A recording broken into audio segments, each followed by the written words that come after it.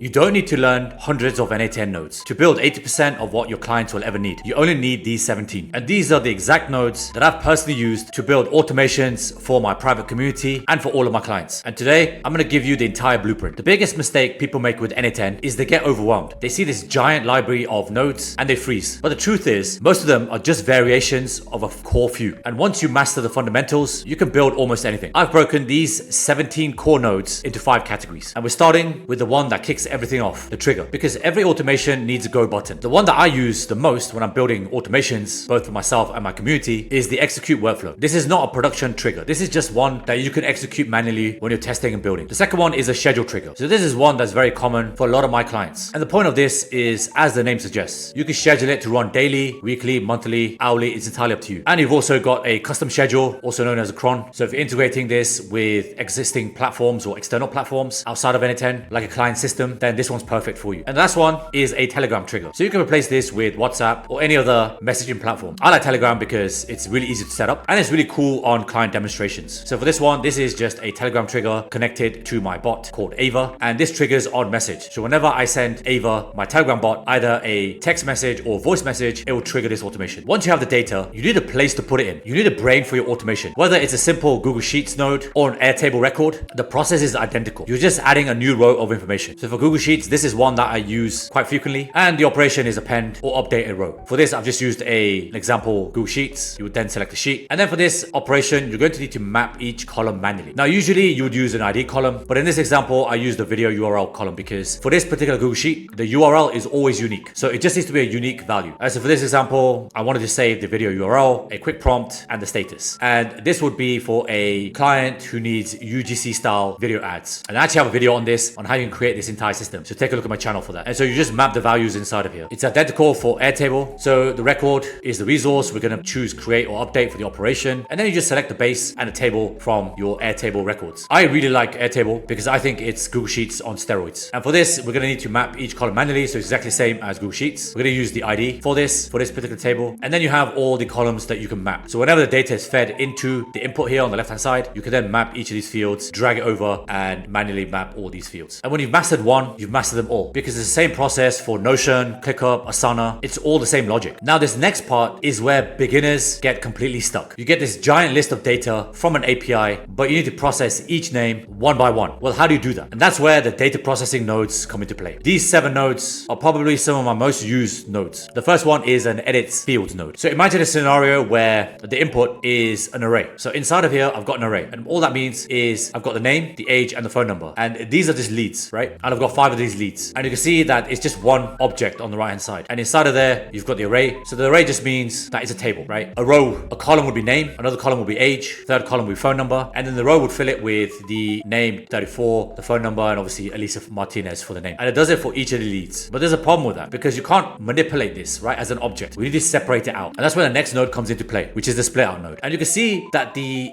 diagram of the actual node tells you what it's going to do. It's got one input and then it will split it out into multiple items. So when I connect it up to the edit fields node, the fields to split out is going to be leads, right? Because that's what I've called the array. And when you run it, you're going to get 5 items, right? Because we've got 5 name, ages, and phone numbers. We've got 5 different leads here, okay? So when you run it and you go to the table view, it makes more sense here. And then the aggregate node, which is the third node here, is the complete opposite. It's the mirror image of split out. So if I run this, you'll see that I've got 5 items. It's now come back to 1 item or 1 object. If I change to schema view, you're going to see it. It's basically where we started off from. Now, sometimes this is more important as an object because you're plugging it into something like a CRM that the client owns, or you're going to plug in all this data into an AI agent. It really depends on the scenario and how you want to manipulate that data. But the easiest way to understand it is just look at this. We entered in 1 item, it's split out into 5 items, and it's aggregated into 1 item again. The fourth node is an if node, and it basically is just a binary output. So it's true or false in this example. And we can put some conditions in here. So let me give you an example. Let's just take the field name. If the name is equal to Alicia, it will then branch off to the true part of the condition, right? Because we have the name, which is this field here. And if it's equal to Alicia, which is the lead information. There is just one other thing to bear in mind here, and that is the actual field type, right? So in this example, it's string. If you're not sure, just look at the symbol. This one is T, so the field type needs to match this. If it was a number, it'd be the hashtag, and we could switch that to number. And if it's an array or Boolean, it would look like this. But this one is a string, so we want to make sure that it's equal to Alicia. Now, use case for this would be, let's imagine you have 1,000 leads come into your pipeline or into your client's pipeline, and you want to separate out everyone that's called Alicia or Joe John or Toby or whatever, right? You can then put in an if statement. And when you run it, you'll notice that it goes to the false branch. Now this is actually incorrect because we know that there's a name called Alicia Martinez. So why did it trigger the false branch? Well, it's an exact match. The name is Alicia Martinez. So what I need to do is I need to put the rest of her name into the value field here. And then when I execute the step, you'll see that it's now gone through a true branch, which is absolutely correct. And you can see that if I put this into a wider automation, I can then plug it into something else. The next node is a switch. So this is a bit more flexible than using an if node, because what we can do with this versus an if is just binary, right? It's true or false. But what we can do with a switch node is if the value equals, let's say the name equals Alicia again, or Alicia Martinez, we can then rename the output to Alicia, right? And so we can then categorize all the outputs, and we can have multiple routings for this. So we can do the same again, but this time we're going to call it John, and so on. So if the name is equal to Alicia, route it to the output Alicia. If it's called John, like so, and if this is called Alicia, then we're going to output it to the branch that is called John. And you can see that this gives us more flexibility in the automation. And we can have as many of these as you want, right? So if you've got multiple names and you want to spread out this lead information, you can send it to different parts of your automation. And that's when it gets really interesting. The next node is a code JavaScript node. And I know this is no code for the most part, but sometimes you want to manipulate the data. Now you could do just manipulation with a few of these nodes, but the problem with that is it gets complicated and it's a bit clunky, right? Because split out only does split out. If is only true or false. Switch has more flexibility, but again, it's very limited, right? Whereas a code node, I can just plug in whatever I want. So let me show you with a live example. This is an AI crypto analyst, and I actually ran this video and uploaded it a few days ago. So have a look at that if you want to see it in more detail. But essentially what this does is I can put in any crypto asset into Telegram, and then it will extract the technical information, it'll extract the market sentiment, it'll plug it all into a technical analyst, and then it'll send the output back into Telegram. So effectively, this is a quant. This crunches all my data, all my technical data, my market sentiment, and it gives me basically a technical summary, whether I should buy, whether I should sell, etc., etc. But there's a problem with this automation. For example, if I type in Solana into the Telegram bot, that's not the actual symbol for Solana. It's actually Sol, S-O-L, right? So what I need to do is I need to format the input for Binance. And so for this example, I actually use the code node, right? And you can see it's just very simple, basic JavaScript. There's nothing that complicated about this. But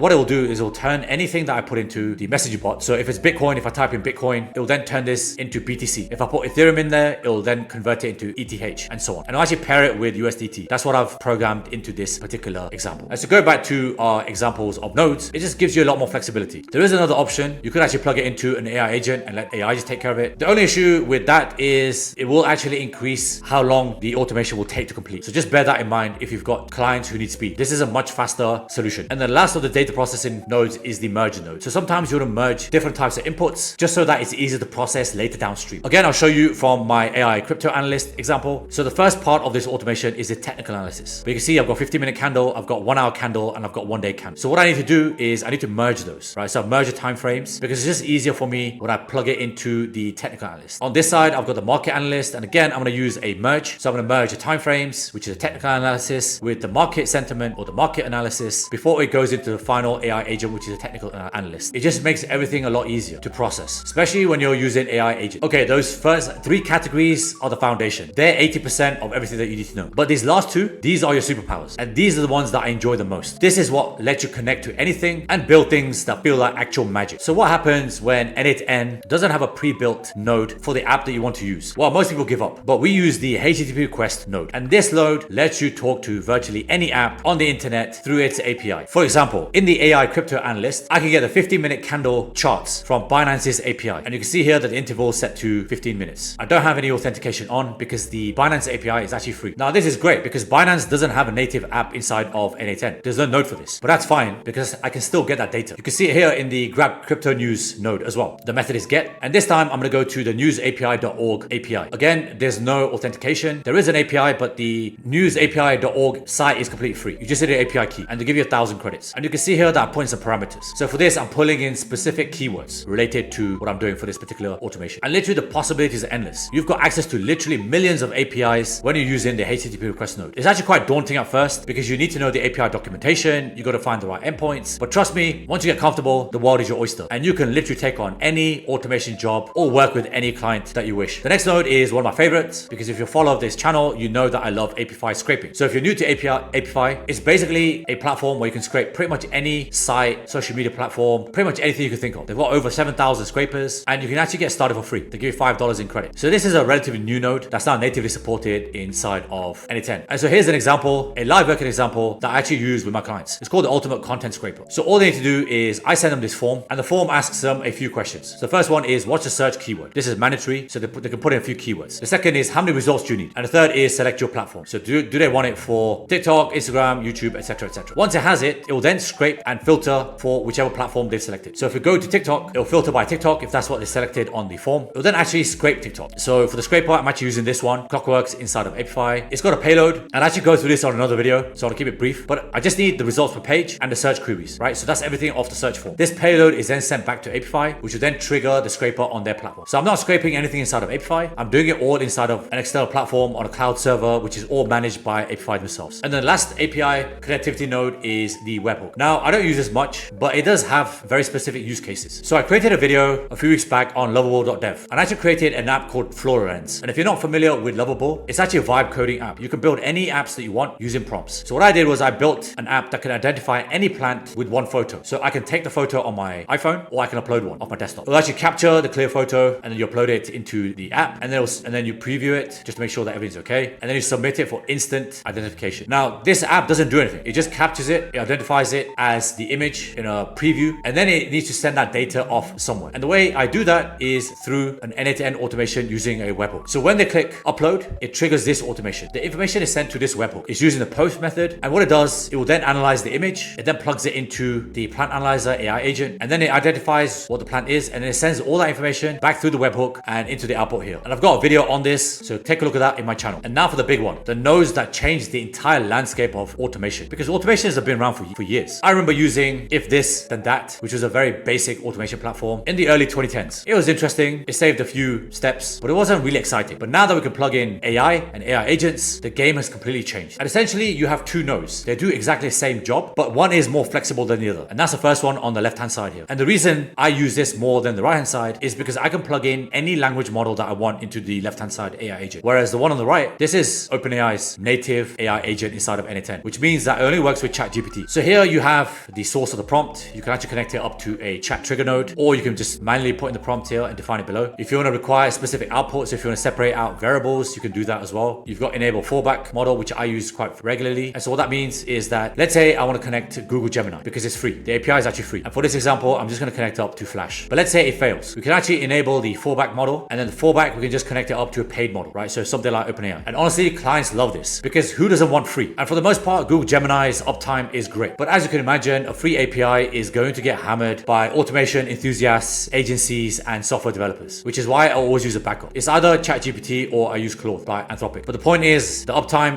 for Google Gemini is about 90%. So I'm only ever using this like 5 to 10%, which means that whatever credits I top up inside of the client's account will last me months. And then with the AI agent, you can connect it up to tools, you've got memory, you've got all sorts of options. And if I go back into the crypto analyst example, I'll show you what it looks like. So we define it below, which is going to take this prompt here. And the system message is the most important part of any AI agent. This is where you give it the prompt for whatever the output is that you want. So for this example, I'm a market analyst. So I'm looking at the market information, the news that's coming in, and I'm going to base a market sentiment off that. For the second one, it's a technical analyst. So I've got the technical data, I've got the market sentiment, which is the symbol, which is the market analysis and the technical analysis. And as you can imagine, the prompt goes something along the lines of this. You're a highly intelligent and detailed oriented crypto market analyst, specializing both in price action and sentiment for the symbol. And there's going to be a lot of information in here. The most important things that you need to bear in mind for whatever automation you're building is to give it parameters, to give it guardrails, and to give it examples. That's the most important thing. I found that if I give my AI agents like 3 examples, the output is pretty much what I want it to be. And remember, if you're not happy with the output, you can always tweak the prompting and spend a bit of time inside of prompting, because if you're going to put garbage in, you're going to get garbage out, and you don't really want to do that when you're working with clients. And the messaging model from OpenAI is pretty much the same, but this time you can only connect it up with OpenAI. It doesn't support any other language models. Then you're going to select the model from the list. So I'm connected up to my OpenAI account. You've got all the latest OpenAI models. If you want one that's affordable and still pretty good, it's 4.0 mini. I use that for pretty much all my automations and my client automations. And then you do the same here. You've got the prompt, but you've also got the roles as well. So you can specify roles if you wanted to do that. This time you don't need to connect up a language model because it's already built into the agent, but you can connect up the tools. So you have a list of tools here that you can connect it up to. So this opens up the possibilities to do whatever you want. You can connect up to vector stores, databases, Airtable, Google Sheets. You can scrape data. You can save data. So Asana, Notion, basically everything I spoke to about at the start of this video. You can integrate it in the... So those are the 17 nodes. But here's a secret that ties it all together. You never use them in isolation. It's just like Lego bricks. You just learn how to use the 17 most important bricks to build anything you want. So stop trying to learn every single node. Master these 17, understand how they connect, and you'll be able to build 80% of any automation that you can imagine, faster than you ever thought possible. And let me know in the comments which one of these nodes was your aha moment. And if you'd like to know know more about AI, more about how you can build an AI agency and how you can find clients, click on the link in the description and sign up to the Automation Kings community. Inside, you'll find people just like you. Some of us work 9 to 5s. Some of us like me run an AI agency. That's what I do full time. And some of the members just want to build an AI side hustle. If you don't know how to use AI, you're not familiar with it and you want to get started, this is the community for you. So click on the link, sign up, and I'll see you on the inside. And if you absolutely love this video, do me a solid, like it, subscribe to the channel if you haven't done so. The more subscribers we have, the more people we can reach, and it helps us with the YouTube algorithm. So your support is greatly appreciated. Thank you to everyone that left kind messages, that reached out to me on LinkedIn, who've signed up to the community, and sent me DMs on Twitter X. If there's anything you'd like me to cover on this channel, just leave a comment below and I'll respond when I can. And hopefully you took some value from this, because when I first started doing AI automations, honestly, I felt a bit overwhelmed because there are literally thousands of nodes. But when I learned these 17, I realized that I could build anything that I wanted, anything my clients wanted, and I could earn a substantial amount of money doing it. So thank you if you made it this far, and I'll see you next time.